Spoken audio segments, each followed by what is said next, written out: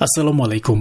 প্রিয় সুধী, আম্মাজান হযরত আয়েশা রাদিয়াল্লাহু তাআলা আনহার সঙ্গে নবী কন্যা হযরত ফাতেমা রাদিয়াল্লাহু তাআলা আনহার সম্পর্কের আন্তরিকতা কেমন ছিল তাই জানব আমাদের আজকের আলোচনায়। তো চলুন শুরু করা যাক। মহানবী সাল্লাল্লাহু আলাইহি ওয়াসাল্লামের মেয়েদের মধ্যে ফাতেমা রাদিয়াল্লাহু তাআলা আনহার সাথেই আম্মাজান আয়েশা রাদিয়াল্লাহু তাআলা আনহার সবচেয়ে গভীর সম্পর্ক ছিল।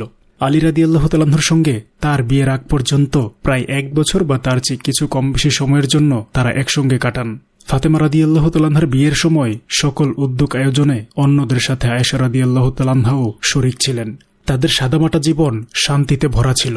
ওইসব দিনের কথা বলতে গিয়ে আম্মাজান হযরত আয়েশা রাদিয়াল্লাহু তাআলা আনহা বলেছেন, রাসূলুল্লাহ সাল্লাল্লাহু আলাইহি ওয়াসাল্লাম আমাদের ফাতেমাকে আলীর নিকট পৌঁছানোর জন্য তাকে সাজসজ্জা করিয়ে তৈরি করার নির্দেশ দেন। আমরা আলীর ঘরে বাথা উপত্যকার নরম মাটি বিছিয়ে দিলাম। অতঃপর 2টি বালিশে খেজুর গাছের ছাল ভরে তা পরিষ্কার করে রেখে দিলাম। এরপর আমরা খুরমা, কিসমিস ও মিঠা পানির দ্বারা পানাহারের ব্যবস্থা করলাম। কাপড় ও পানির মশক ঝুলিয়ে রাখার জন্য একটি কাঠের খুঁটি ঘরের কোণে দাঁড় করিয়ে দিলাম। আমরা ফাতেমার বিবাহের চেয়ে অধিক পরিপাটি ব্যবস্থা আর দেখিনি। আলী রাদিয়াল্লাহু তাআলা আনহু ফাতেমা রাদিয়াল্লাহু তাআলা আনহাকে নিয়ে যেই ঘরে থাকতেন, সেই ঘর আর আয়েশা রাদিয়াল্লাহু তাআলা আনহার ঘরের মাঝখানে শুধু একটি দেয়াল ছিল। সেই দেয়ালে একটি জানালাও ছিল। ফাতেমা রাদিয়াল্লাহু তাআলা আনহার সঙ্গে জানালা দিয়ে কথাবার্তা বলতেন। ফাতেমা ছিল আয়েশা রাদিয়াল্লাহু তাআলা আনহার সবচেয়ে ভালো বান্ধবী। বিভিন্ন বিষয়ে তারা আলাপ আলোচনা করতেন।